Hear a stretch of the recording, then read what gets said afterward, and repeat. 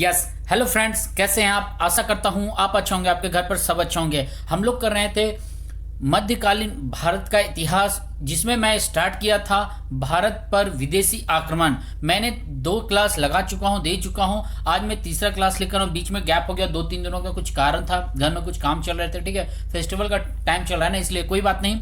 आज मैं फिर लेकर आऊँ। अब मैं कोशिश करूंगा रेगुलर आने का। ये खास करके मैं टीजीटी पीजीटी के सिलेबस को फोकस करके बना, और ये सभी कॉम्पिटेटिव एग्जाम के लिए भी लाभदायक होता है। इसे कोई भी देख सकता है, टेट वाले भी देख सकते हैं, जो भी कमीशन वाले या यूजीसी नेट वाले वो भी इसे देख सकते हैं। ठीक है, तो ये फोकस मैंने किया है UP TGT PGT history and political science के लिए। तो मिडाइवल हिस्ट्री को मैं पहले स्टार्ट किया हूँ। ठीक है, फिर मैं स्टार्ट करूंगा एंशिएंट हिस्ट्री, फिर मॉडर्न हिस्ट्री की तरफ जाऊंगा मैं। तो हमने 2 क्लास में देखा अरबों का आक्रमण कैसे होता है, भारत में एंट्री होता है। मोहम्मद बिन कासिम 712 ईस्वी में किस प्रकार हमला करता है, दाहिर को हराता है और यहाँ पर अरबों का विस्तार करता है भारत की जमीन पर। फिर हमने देखा कि वो अरब कौन थे, वो कहाँ से आए थे, उनकी मान्यताएं क्या थी। तो वो इस्लाम धर्म के थे। हमने इस्लाम धर्म के बारे में देखा। फिर हम देखे इस्लाम धर्म के बारे में, इस्लाम को फैलाते फैलाते तुर्क आते हैं। अरबों के बाद तुर्कों का बारी आता है, वो भारत पर आक्रमण करते हैं। तो तुर्कों में कौन कौन पढ़ना था मुझे, तो गजनबी हमने पढ़ा। गजनबी के बाद मैंने गजनबी का भी क्लास दे दिया है, आप वीडियो प्लेलिस्ट में जाकर देखिएगा, मैंने प्लेलिस्ट में डाल दिया है। ठीक है, तो आज हम लोग स्टार्ट करेंगे कहाँ से? हम स्टार्ट करेंगे अलबरूनी से। वो अलबरूनी कौन था, वो क्यों हमें पढ़ना पड़ रहा है, और उसका इतिहास क्या रहा है, वो तुर्कों में किस तरह संपर्क में आया, या फिर भारत किस तरह आया, भारत में उसका जमीन पर कदम क्या है, उसके द्वारा क्या लिखा गया है, उसने भारत के बारे में क्या विस्तार दिया है, सब हम आज इसके बारे में जानेंगे। तो चलिए मैं स्टार्ट करता हूं सबसे पहले अलबरूनी से। तो क्लास स्टार्ट करने से पहले मैं वेलकम करूंगा, मैं कुछ कुमार स्वागत करता हूं आप लोगों का आपके इस यूट्यूब चैनल में, जिसका नाम है IQ अड्डा एंड इजी लर्निंग। आज मुझे बोलने में थोड़ा दिक्कत हो रहा है, ब्रश से आज सुबह लग गया था। ठीक है, ब्रश करते टाइम, कोई बात नहीं। तो चैनल पर जो भी नए हैं तो चैनल को जरूर सब्सक्राइब करिएगा। मैं आप लोगों के लिए काम कर रहा हूँ, ये हिंदी इंग्लिश दोनों में सबको इसे देख सकते हैं। ठीक है, तो चलिए हम स्टार्ट करते हैं अलबरूनी के बारे में। पहले मैं बता देता हूँ, मोहम्मद गजनवी जो गजनी था, मैंने क्लास दे दिया, आप जाकर जरूर देखिएगा प्लेलिस्ट पर। ठीक है, तो आज मैं अलबरूनी के बारे में स्टार्ट किया। मैंने अलबरूनी के बारे में लास्ट इंट्रोडक्शन देके छोड़ दिया था, आज हम लोग देखेंगे। ठीक है, तो सबसे पहले मैं स्टार्ट करता हूँ। ठीक है, देखिए क्या है अलबरूनी का सबसे पहले पूरा नाम आप जान लीजिए। हो सके तो पूछने का पूछ देगा, क्वेश्चन बनाने वाले बना सकते हैं, ऐसे इंपॉर्टेंट नहीं है। मैंने प्रीवियस ईयर चेक किया तो सिर्फ एक जगह मुझे मिला, बाकी कहीं नहीं मिला था। इसका पूरा नाम है अबू है रेहान मोहम्मद इब्न अहमद, जिसे अलबरूनी भी कहते हैं, या फिर कहीं कहीं आपको नाम मिलेगा बीरूनी भी आपको मिल सकता है। ठीक है, इसका जन्म कहाँ हुआ था? ये मध्य एशिया के उज्बेकिस्तान में इसका जन्म होता है। उज्बेकिस्तान में एक शहर है जिसका नाम है खीवी। आज के टाइम में खीवी भी बोलते हैं, उस समय खीवी बोलते थे, या फिर आज को ख्वारिज्म के नाम से भी आपको मिल सकता है। तो जन्म कब हुआ था? 1973 में इसका जन्म हुआ था उज्बेकिस्तान में। ठीक है, बेसिकली ये फारसी बोलने वाला एक लेखक था, एक मूल निवासी ईरान का था उसका जो कहें तो हम लोग। ठीक है, अब वो लेखक था, फारसी का विशेषज्ञ था, फारसी भाषा का, इसलिए वो जो भी अपने रचना लिखा है, जो भी रचना उसने किया था, वो सब अपने मातृभाषा फारसी में ही किया था। क्लियर यहाँ तक अलबरूनी के बारे में। आगे यहाँ पर लिखा हुआ है, अब बारी आता है कि वो अलबरूनी आखिर कांटेक्ट में कैसे है गजनी के कांटेक्ट में। देखिए वो जो खीवी का जो रहने वाला था, तो महमूद गजनवी ने 1017 ईस्वी में उसी के शहर पर आक्रमण किया था। आक्रमण करने के बाद वहां पर अपना साम्राज्य फैलाता है। फैलाने के बाद इसी अलबरूनी को एक बंदी बना करके अपने साथ गजनी लेके चला जाता है।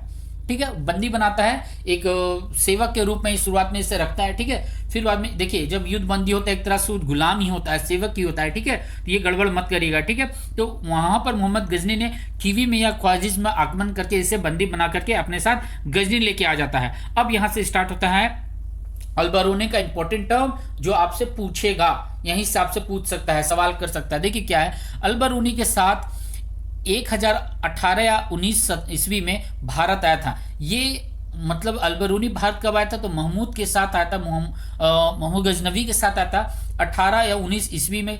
1018-19 ईस्वी में भारत आया था। फिर 30 में उसने एक पुस्तक लिखा था, रचना की थी। इसमें खास करके एक पॉइंट आउट कर लीजिएगा, मोहम्मद गजनवी के बारे में उतना विस्तार चर्चा नहीं करता अपने इस पुस्तक में, लेकिन भारत के सामाजिक व्यवस्था या फिर उसका जो साम्राज्य फैला हुआ था वहां उसके बारे में चर्चा जरूर करता है, लेकिन पार्टिकुलर मोहम्मद गजनवी के बारे में चर्चा नहीं करता है। तो उस पुस्तक का नाम क्या था? पुस्तक का नाम था किताब उल हिंद नाम था। हिंद आपको पता होगा हिंदुस्तान के नाम से पढ़ा है, और किताब आपको पता है एक उर्दू वर्ड है, सॉरी फारसी वर्ड है, ठीक है। इसे हम हिंदी में कहेंगे पुस्तक, ठीक है। तो इसे हम एक और नाम से जानते हैं, तहकीक हिंद के नाम से जाना जाता है। तो आपसे पूछ सकता है किताब उल हिंद के रचनाकार या फिर तहकीक हिंद का दूसरा नाम या फिर तहकीक हिंद के रचनाकार कौन है, वो कहाँ के निवासी, ठीक है।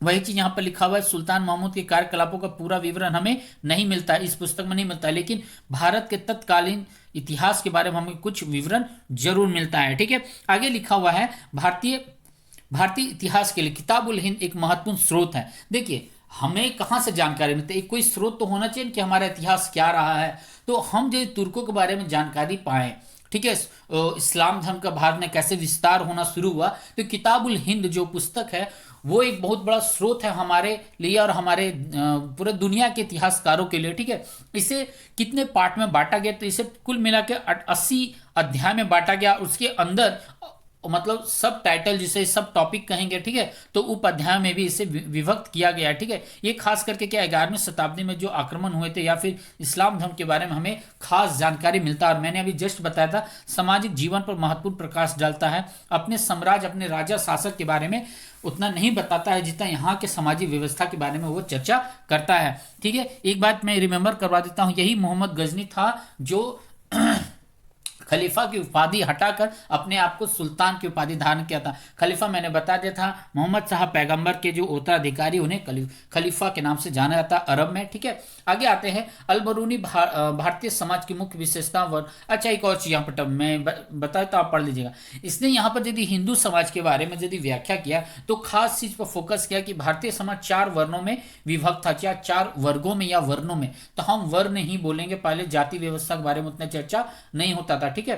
तो इसमें से इसने पॉइंट आउट किया कि उस 4 वर्ण में सबसे उच्च या सर्वोच्च कौन था, तो ब्राह्मण थे वो, ठीक है। इसी के बारे में उसने खास चर्चा किया है। तो हो सके तो जब आप कथन या कारण वाले सवाल आपसे पूछे तो ये दे सकता है आपसे, क्लियर है यहाँ। तो मेन टर्म यही था अल-बरूनी के बारे में, वो कहाँ कौन था, कहाँ का था, भारत कैसे वो आया था। अब हम लोग चलते हैं गौरी के बारे में। देखिए बताता हूं मैं थोड़ा सा, ठीक है, रिवाइज कर देता हूं 10 से 12 सेकंड में। मोहम्मद गजनवी तो सुल्तान बना, उसे यामिनी वंश का शासक भी बोला गया। वो क्या बोलता है, उसका ज्येष्ठ पुत्र या बड़ा पुत्र था उस वंश का, ठीक है।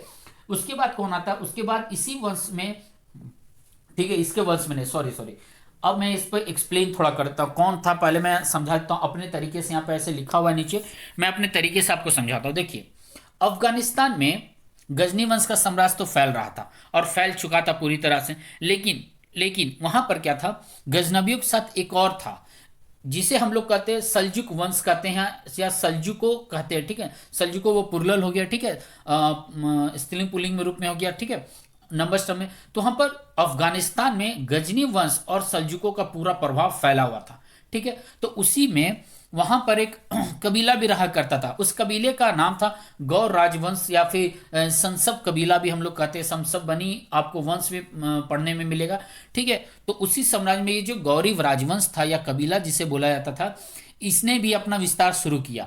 अब हुआ क्या, इसने तो सबसे पहले आक्रमण किया गजनवियों पर, तो गजनवियों को हराने में सफल हुआ, लेकिन सल्जुकों को तुरंत हरा नहीं पाया, उसे परास्त नहीं कर पाता। समय बीतता जाता है, फिर वो कुछ क्षेत्रों में जहां पर अफगानिस्तान के गजनवियों का साम्राज्य था वहां पर इसने जो गौरी वंश था या गौरी राजवंश था, इन्होंने अपना साम्राज्य विस्तार करता है, इसे हरा करके परास्त करके गजनवियों का। तो इस गौरी वंश को या फिर शबसनी जो वंश था उसको स्टैब्लिश करने वाला कौन था, तो उसको स्टैब्लिश या इस वंश का संस्थापक कहें तो इसका संस्थापक था अल उद्दीन नाम था उसका, अलाउद्दीन या अल उद्दीन भी आपको मिलेगा। यही स्टैब्लिश किया था। कब स्टैब्लिश किया था, तो 1141 से 48 में आपको 2 डेट मिलेगा, 1141 से 48, ठीक है। वो साम्राज्य करता है, जब वो इसका स्थापना कर देता है गौरी वंश का अफगानिस्तान के कुछ क्षेत्रों में, उसी दौरान जब वो शासक बनता है तो उस दौरान अपने दो भतीजे को जेल भेज देता है। वो दो भतीजा कौन था, उसी में से एक आता है हमारे मोहम्मद गौरी होते हैं। तो वो उन भतीजों का नाम था, दो भतीजों को जेल भेज देता। क्यों भेज देता, देखिए होता क्या है उस समय। देखिए मैं बता देता हूँ, स्टोरी बता दे रहा हूँ, क्योंकि हमें अफगानिस्तान के कंटेक्स्ट में नहीं पढ़ना है, हमें भारत के कंटेंट में पढ़ना है, इसलिए इंट्रोडक्शन में थोड़ा वहां देता हूँ आखिर हुआ क्या था। ठीक है, मेन हम लोग भारत में पढ़ेंगे, वो कहां से शुरुआत करता है। ठीक है तो दो भतीजे को जेल भेजता है। आपको पता होगा वहां भी लोकल विवाद होते थे, आपसी मतभेद हमेशा रहे हैं साम्राज्य के विस्तार के लिए। तो दो भतीजों को जेल भेजा, तो उसमें से क्या नाम था, एक का नाम था शहाबुद्दीन और दूसरा का नाम था गियासुद्दीन। दो भतीजे थे, उसे जेल भेज दिया। लेकिन अनफॉर्चुनेटली क्या होता है, ये अलाउद्दीन जो था, ये 1161 में इसकी मृत्यु हो जाती है। इसकी मृत्यु के बाद इसका बेटा होता है, इसका बेटा जिसका नाम है सैफुद्दीन नाम था, ये सिंहासन पर बैठता है और गौरी वंश को आगे बढ़ाता है। ठीक है, लेकिन कुछ समय बाद इसके जो कजन, जिसके पिता ने जो कैदी बना के अंदर कर दिया था, जेल डाल दिया था, इसे ये रिहा कर देता है। फाइनली ये दोनों अपने भाइयों को रिहा कर देने बाद कुछ दिनों बाद यहाँ भी विवाद चलता है। 68 के बाद 61 में तो उसकी मृत्यु होती है, 63 में विवाद चलता है, 68 में विवाद चलता है। ठीक है, तो विवाद चलते जाते इसका भी मृत्यु हो जाता है। ये जो सम्राट होता है सैफुद्दीन, इसका भी मृत्यु हो जाता है अपने युद्ध में। ठीक है, उसके बाद क्या होता है, उसके बाद आता है जब वो मरता है तो इसके बाद आता है ये शासक बनता है, शहाबुद्दीन गद्दी पर बैठता है। उस समय जब उसका मृत्यु हो जाता है तो शहाबुद्दीन गद्दी पर बैठता है। शहाबुद्दीन को गद्दी पर बैठने के बाद ही गौरी साम्राज्य का विस्तार जबरदस्त रूप से अफगानिस्तान में फैलना शुरू हो जाता है। अब हम लोग यहां से टर्म समझेंगे कि मोहम्मद गौरी का रोल क्या है और क्या होता है। देखिए ये दोनों भाई जब कुर्सी पर धारण, क्या हो रहा है बार बार मुझे, ठीक है एक्चुअली ये क्या है कि मैं जो सॉफ्टवेयर है ना थोड़ा गड़बड़ करता है, तो सपोर्ट नहीं कर रहा है, इसलिए मैंने पहले भी आई थिंक बताया था सॉफ्टवेयर का प्रॉब्लम चल रहा है, कोई बात नहीं। तो शहाबुद्दीन और ये गयासुद्दीन मिल करके इस साम्राज्य को फैलाना शुरू करता है, मतलब गौरी वंश को आगे बढ़ाना शुरू करता है। तो इसमें सैफुद्दीन जो शहाबुद्दीन था, वो कौन था, इसे ही आमतौर पर हम लोग जानते हैं मोहम्मद गौरी के नाम से। ठीक है, अब हम लोग जानना शुरू करते हैं इसका जन्म कब हुआ था मोहम्मद गौरी। देखिए इसका जन्म हुआ था 1149 अफगानिस्तान में ही। बेसिकली ये मूल निवासी था ईरान का, ईरानी जिसे कहते हैं। ठीक है, घोर एक अफगानिस्तान में जगह का नाम है घोर, वहीं पर इसका जन्म हुआ था। ठीक है, इसका मृत्यु हो जाता है 15 मार्च 1206 को। क्यों होता है हम लोग पढ़ेंगे आगे जाकर के, लेकिन 15 मार्च को मृत्यु होने के बाद लेकिन 10 अप्रैल को उसको दफनाया जाता है। दमकस या फिर दमयक भी आपको मिलेगा, या फिर धामिक भी आपको जगह का नाम मिलेगा, यही जगह इसे दफन भी किया गया है। ठीक है, क्लियर है। तो अभी जो मैंने जो बोला यही सब यहाँ पर कंटेंट में लिखा हुआ है, आप इसे ध्यान से पढ़ लीजिएगा, समझ लीजिएगा। ठीक है, छोटा सा, अच्छा ये जो गौर साम्राज्य था ना, ये गजनवी के अधीन छोटा सा पहाड़ी राज्य था, पहले गौर जगह का नाम था, उसी में गौर वंश की स्थापना किया था। ठीक है, आगे बढ़ूं मैं। ठीक है, अब देखिए जो सैफुद्दीन था उसकी मृत्यु कब हुई थी। देखिए उसकी मृत्यु हो गई थी 1173 मतलब 1173 में। अब वो दोनों भाई गद्दी पर बैठता है कब, 1173 में। साम्राज्य विस्तार करना शुरू कर देता है। ठीक है, देखिए साम्राज्य विस्तार अफगानिस्तान में हो रहा था, लेकिन भारत में वो कदम कब रखता है, भारत में कदम रखता है वो 75 में। ठीक है, यहाँ पर 11 होना चाहिए, यहाँ पर ठीक है 11 होना चाहिए यहाँ पर। ठीक है, वो 1175 में भारत पर आक्रमण करना शुरू करता है। तो आक्रमण से पहले मैं एक और बात ये रिमेंबर आपको करवा देता हूं। देखिए उन लोगों का 3 तरह का उद्देश्य रहता था। पहला इस्लाम धर्म का विस्तार करना, दूसरा यहाँ का साम्राज्य विस्तार करना, क्षेत्र फैलाना, तीसरा लूटना। क्यों, उन लोगों को पता था कि जो भारत देश है या हिंदुस्तान नाम का जो धरती है वो सोने की चिड़िया है, समृद्ध है, फैला हुआ है, विशाल है, यहाँ पर मतलब धन संपत्ति बहुत है। तो वो एक एम बना हुआ था, लूटो और जाओ। ठीक है, गजनवी तो 17 बार लूटा था, हमने पढ़ा भी। ठीक है, तो मोहम्मद गौरी का गजनवी से एकदम अलग विचारधारा था। उसका ये विचारधारा नहीं था कि हम यहाँ पर लूटे या फिर हम अपना क्षेत्र फैला, मेन उसका मकसद था इस्लाम धर्म को फैलाना। इस्लाम धर्म को ये एम बनाकर ये भारत की ओर कूच करता है। तो 73 में ये बैठता है, लेकिन 3 साल तक मतलब 2 साल 2.5 साल तक साम्राज्य विस्तार करता है। अब हम लोग टर्म बेसिक यहाँ से पढ़ना शुरू करेंगे। ठीक है, बेसिक क्या, इतना छोटा सा कंटेंट मैंने बताया, नहीं समझ में आया होगा तो दोबारा वीडियो देखिएगा, 3-4 मिनट का टर्म ही मैंने लिया है। ठीक है, अब हम लोग यहाँ से पढ़ना शुरू करते हैं। देखिए क्या कहता है सर्वप्रथम 1100, मैं यहाँ पे 11 कर दूँ, गलती हो जाता है कभी कभी टाइपिंग में। ठीक है, 1175 ईस्वी में गौरी ने कर माथियों को परास्त किया और मुल्तान पर गोलमद दर्रे से होकर भारत पर आक्रमण किया। तो सबसे पहले मोहम्मद गौरी भारत पर कब आक्रमण करता है? तो मुल्तान पर करता है। कहाँ से करता है? गोलम दर्रे, ये सवाल आपसे पूछ सकता है, ठीक है। तो 1175 ईस्वी में करता है, ठीक है। कहाँ पर? तो मुल्तान पर सबसे पहले आक्रमण करता है। अभी मैं मैप भी दिखाऊं, मैं पिक्चर भी ऐड कर दी हूं आप लोगों के लिए। फिर अगला टर्म आता है 1178 में, 3 साल के बाद गुजरात पर आक्रमण करता है। उस समय गुजरात के शासक कौन थे? उस समय गुजरात के शासक थे मूलराज द्वितीय थे, ठीक है। लेकिन यहां पर याद रखें, यहां पर तो आक्रमण कर देता है, लेकिन यहां पर मोहम्मद गौरी हार जाता है। क्या होता है? मूलराज एक एक्टिव गुजरात उसमें मतलब एक मजबूत शासक के रूप में खड़ा था। साथ ही उसकी जो माँ थी नायिका देवी नाम था, ये दोनों मिल करके अच्छा नेतृत्व किया, पार्टनरशिप की दोनों, और इसे वहां पर गुजरात में हराता है। तो उसके इन दोनों के बीच में बहुत भयानक युद्ध होता है, जबरदस्त युद्ध होता है। वो युद्ध होता है अबू की पहाड़ियों में। अबू की पहाड़ी के बीच में ही हमला होता है, आक्रमण होता है, जिसमें गौरी हारता है। ये मोहम्मद गौरी का पहला हार माना जाता है भारत के धरती पर। ये सवाल ये आपसे पूछ सकता है, ठीक है। अगली बार क्या होता है? वो तो 78 में हार जाता है। 79 में क्या करता है? फिर से वो अटैक करता है, फिर पेशावर को जीतता है वो, ठीक है। अब देखिए एक बार और वो हारेगा, याद रखिएगा कहाँ हारता है देखते हैं, ठीक है। फिर 1181 में लाहौर पर आक्रमण करता है। फिर लाहौर में देखिए, लाहौर पर जब आक्रमण करता है तो वहां का एक शासक होता है, क्या नाम था उसका?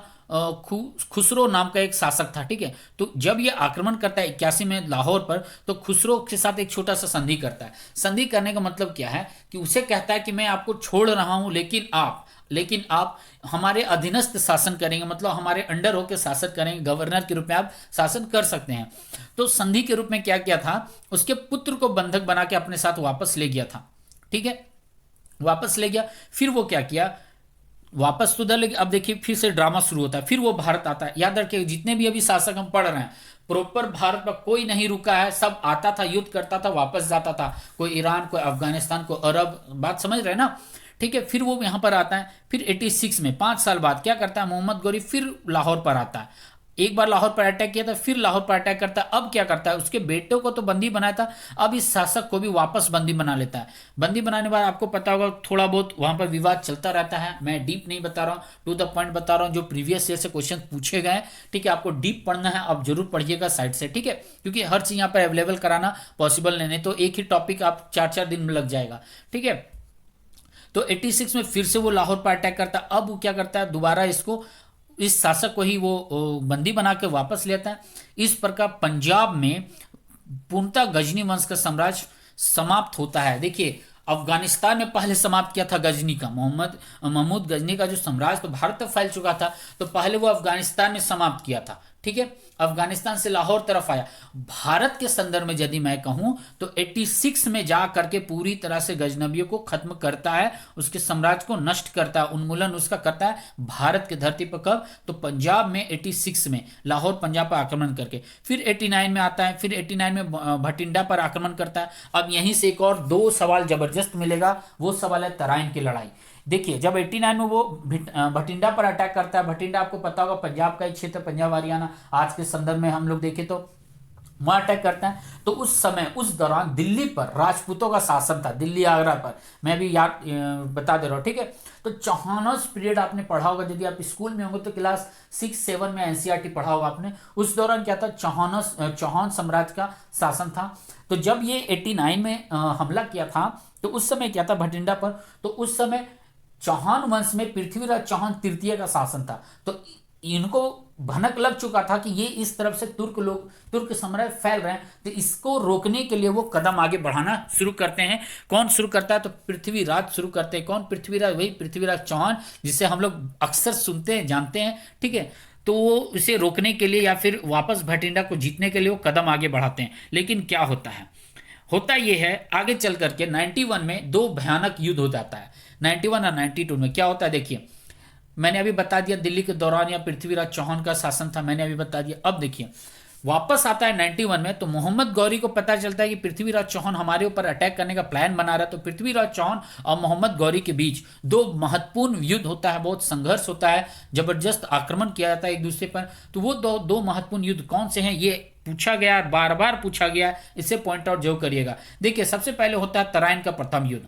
अब देखिए पहले हमने पढ़ा गुजरात में जो हमला हुआ था, ठीक है, वहां पर मोहम्मद गौरी हारा था अबू पहाड़ी, अभी हमने पढ़ा। तो वहां पर भारत में उसका पहला हार माना जाता है, पराजय माना जाता है। लेकिन तराइन का जो पहला युद्ध होता है इसमें फिर से वो हारता है, जिसे उसका दूसरा हार माना जाता है भारत की धरती पर। तो तराइन का प्रथम युद्ध 91 में होता है। अरे भाई ये क्या हो रहा है, यहाँ पर 1 कर लीजिएगा, ठीक है। 1191 एक्चुअली हो जाता है, थोड़ा टाइपिंग मिस्टेक वगैरह, आदत नहीं ना मुझे टाइपिंग करने का, तो हो जाता है, ठीक है। टाइपिंग सीख जाऊंगा, यही बहाने अब धीरे धीरे। तो इस समय आक्रमण करता है फिर वो, तो यहां पर वो मोहम्मद गौरी हारता है, जो उसे भारत के धरती पर दूसरा हार या दूसरा पराजय माना जाता है। फिर वो वापस बदला लेने के लिए 92 में फिर से अटैक करता है। तराइन का द्वितीय युद्ध यह कहलाता है। इसमें पृथ्वीराज चौहान हार जाता है या पराजित हो जाता है, दोनों बात एक ही तरफ से।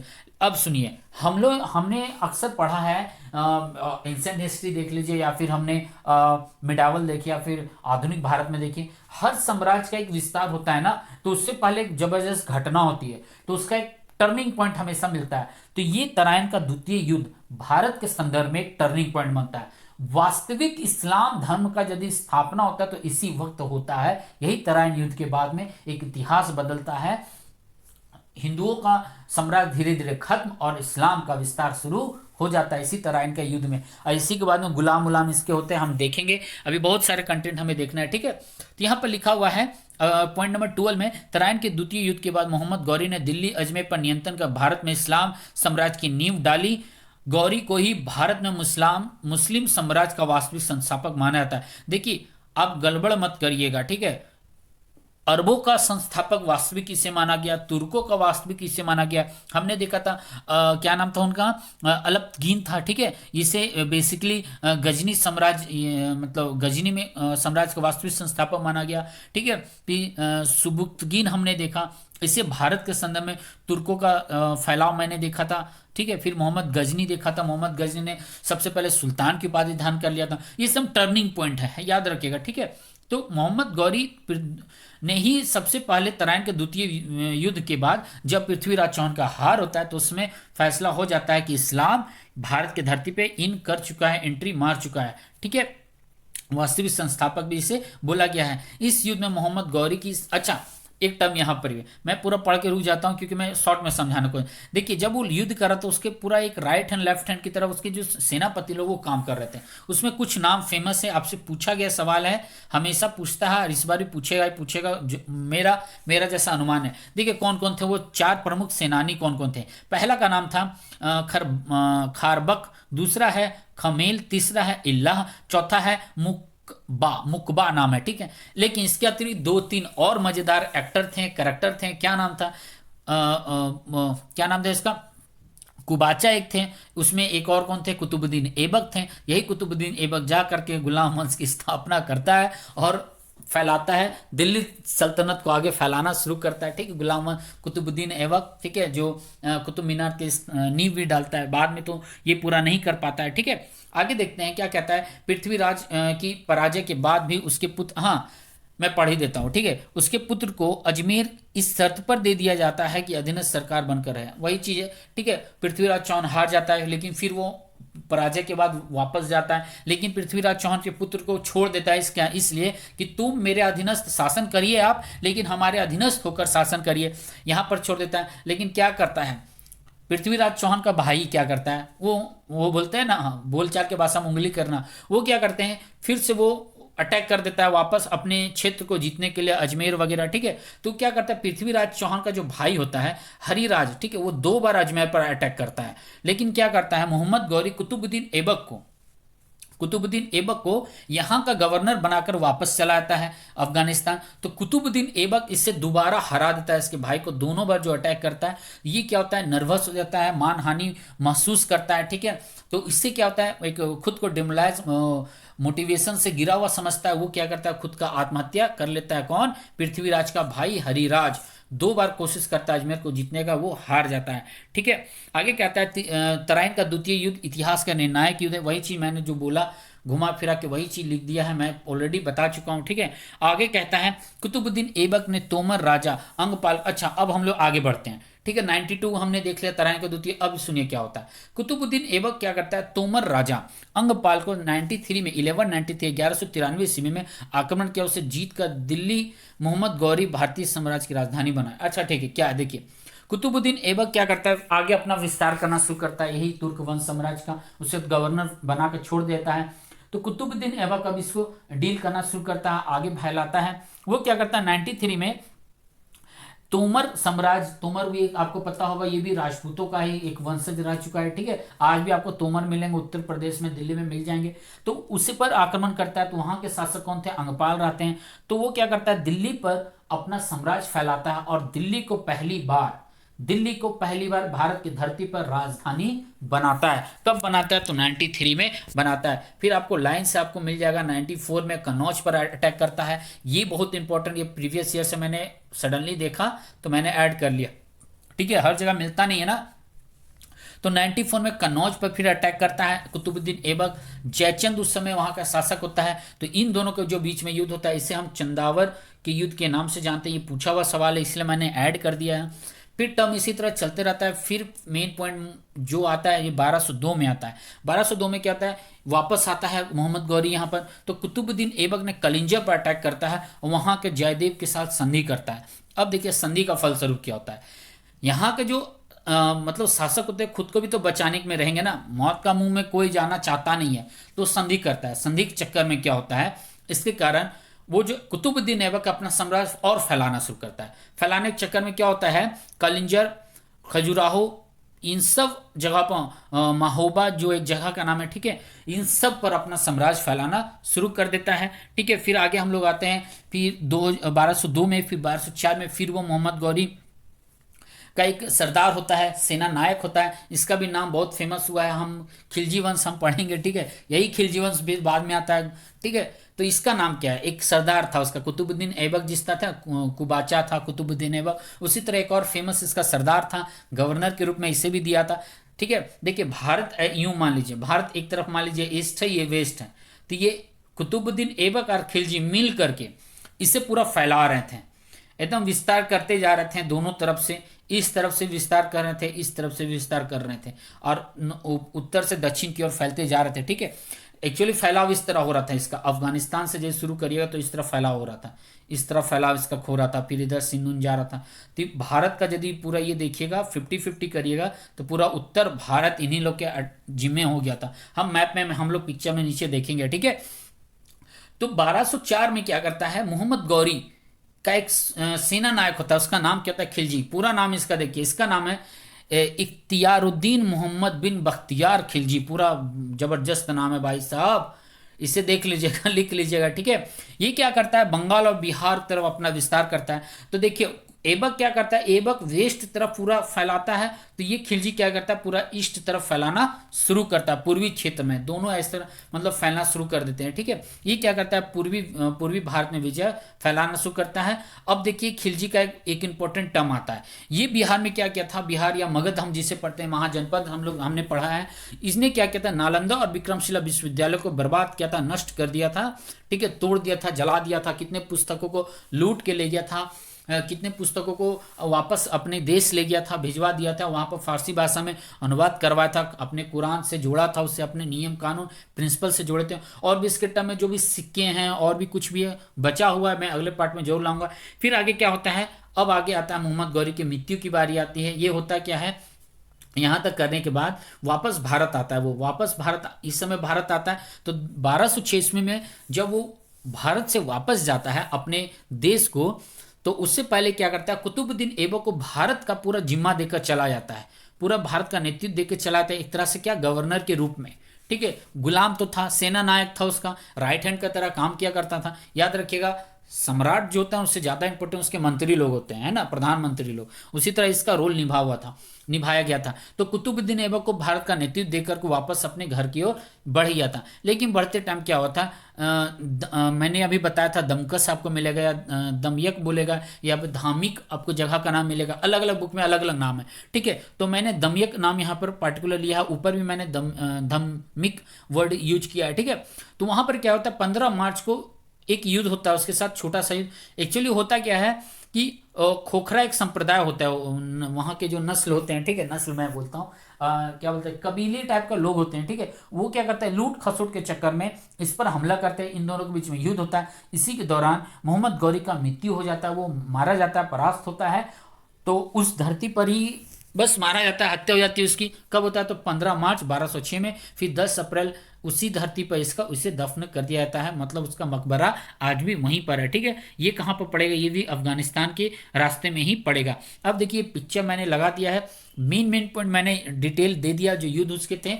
अब बचा हुआ पार्ट है उसके साम्राज्य के, या फिर जो सिक्के थे, या फिर जो भी टैक्सेशन टाइप के जो भी टर्म मुझे मिलेंगे मैं अगले पार्ट में ऐड कर दूंगा, क्योंकि वीडियो बहुत ज़्यादा बड़ा बन जाता है। देखिए इसने फैलाव कैसे किया था, मैं पॉइंट आउट यहाँ से कर देता हूँ। देखिए सबसे पहले आपको यहाँ पर भटिंडा आपको यहाँ मिल जाएगा, आपको है ना, आपको इधर मिल जाएगा, कुछ बिहार आपको इधर मिल जाएगा।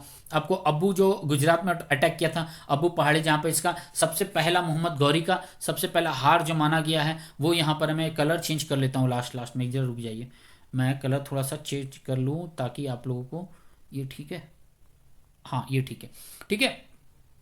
तो यहाँ पर अबू की पहाड़ी है जहाँ पर सबसे पहले मोहम्मद गौरी का पहला युद्ध माना जाता है, क्लियर है ना आपको। फिर ये सिंध है, फिर यहाँ पर देखिए लाहौर पर जो अटैक किया गया था, इस जगह पर लाहौर हो गया। मुल्तान सबसे पहले जो यहाँ पर एंट्री किया था, क्लियर है ना। यहाँ पर मैप से आप दिख जाइएगा, आपको मैप जल्दी आपको दिमाग में घुसेगा, ठीक है, समझ में आएगा। तराइन का युद्ध यहाँ पर देखिए, यही तराइन का युद्ध है जो दूसरी बार लड़ा होकर के भारत में सब दूसरा उसका पराजय माना गया है, ठीक है। सब कुछ आपको मिलेगा, इधर बिहार है फैला। अब यहाँ पे एक टर्म देखिए, मैं यहाँ पर से थोड़ा जूम आउट करके आपको दिखाता हूँ। देखिए साम्राज्य विस्तार इसका किस तरह था। ये जो आपको लाइन दिख रहा है, ये पटरी की तरह आपको दिख रहा होगा, ये है ना, ये देखिए, है ना। मैं और जूम आउट कर दूँ क्या, मैं इसे थोड़ा सा और जूम आउट में करता हूँ, रुकिए। हाँ ये देखिए इस तरह ये फैला आ रहा है, ठीक है, इस तरह ये फैलता आ रहा है, इस तरह मैंने बताया था ना अभी अभी मैंने इस तरह करके बताया था ना, इस तरह फैला हुआ था। उधर अफगानिस्तान से चलता आ रहा था, इस तरह बिहार तरफ फैल रहा था, बंगाल फैलते फैलते पंजाब सिंध वापस घुस रहा था, एंट्री कर रहा था। तो वही टर्म यहाँ पर दिखाया गया, इसका विस्तार है। और कुछ कुछ मेन ऐसे जो टर्म्स यहाँ पर पिक्चर्स में दिए हुए मैप में, ठीक है, आप देख लीजिएगा, ठीक है। वही चीज़ है, घुमा फिरा के एक ही चीज़ बोलना है। झेलम रिवर आपको जो रिमेंबर करना है तो आप देख लीजिए। अच्छा एक चीज़ याद रखिए, पेशावर जो आज पाकिस्तान में, देखिए पहले हमारे क्षेत्र में था, ये सब टेक्स्ट याद रखिए। ये मत सोचिएगा पूरा ये अफगानिस्तान में घुसा हुआ था, अफगानिस्तान यहाँ से एक्चुअली ये बटा हुआ था, ठीक है। लेकिन इसका विस्तार मुल्तान इधर से इंट किया था, फिर इधर गया, ऐसे करके फैला फैला फैला फैला इधर गया, फिर वापस आता है, इधर विस्तार करता है, ठीक है। क्लियर यहाँ तक आप देख लीजिएगा। क्या बताऊँ मैं, आप लोग समझदार हैं। हाँ थोड़ा सा मैंने ये एक इंपॉर्टेंट टेक्स्ट लगा दिया, पूछा हुआ सवाल था इसलिए मैंने ये लगा दिया। मोहम्मद गौरी के आक्रमण के समय भारत के प्रमुख राज्य या साम्राज्य या क्या बोले उसके क्या मैं बोलूँ, जनपद बोल लीजिए, है ना, या फिर हाँ ठीक है जनपद ही बोले या साम्राज्य बोले, राज्य बोले, वो और उसके शासक कौन थे, ये बहुत महत्वपूर्ण है, पूछा हुआ सवाल है, हर बार पूछता है। तो पंजाब में जब आक्रमण किया था तब उस समय शासक कौन था, कन्नौज का कौन था, ग्वालियर का कौन था, बुंदेलखंड का कौन था, बंगाल का कौन था, मुल्तान का, तो मेन कौन है तो देख लीजिए। गुजरात कर सकते हैं, पंजाब कर सकते हैं, अजमेर कर सकते हैं, कन्नौज कर सकते हैं, बंगाल कर सकते हैं, मुल्तान कर सकते हैं, फिर पंजाब इधर कर सकते हैं। ये पूछा हुआ सवाल है, 3-4 जगह मैंने देखा प्रीवियस ईयर में, इसलिए मैंने इसे ऐड कर दिया। क्लियर है, तो आज मैं इतना ही रखता हूँ, फिर मैं आगे बढ़ाऊंगा इसे, ठीक है। वीडियो ज़्यादा बढ़ाने पर लोग देखना पसंद नहीं करते हैं, ठीक है, बोर बोलते हैं, बोर। ऐसे भी 3-4 लोगों ने मुझे कॉल करके बोला सर क्लासेस लीजिए, आप छोटा छोटा करके वीडियो बना लिए ताकि बोर ना हो। फिलहाल आज मैं इंग्लिश नहीं दिया, मैं इंग्लिश का जो PDF में भेज दूंगा रात तक या फिर कल सुबह तक मैं आप लोगों को भेज दूंगा। चलिए फिर ठीक है, फिर मिलता हूँ मैं, चैनल से जुड़े रहेगा और सब्सक्राइब करके शेयर जरूर करिएगा इससे, ठीक है। आप लोगों के लिए मैं मेहनत करूँ, ठीक है। फिर मिलता हूँ मैं, घर पर रहिए, सुरक्षित रहिए, बड़ों से आशीर्वाद लेते रहिए, छोटों को प्यार देते रहिएगा। थैंक यू वेरी मच, फिर मिलता हूँ मैं, जय हिंद।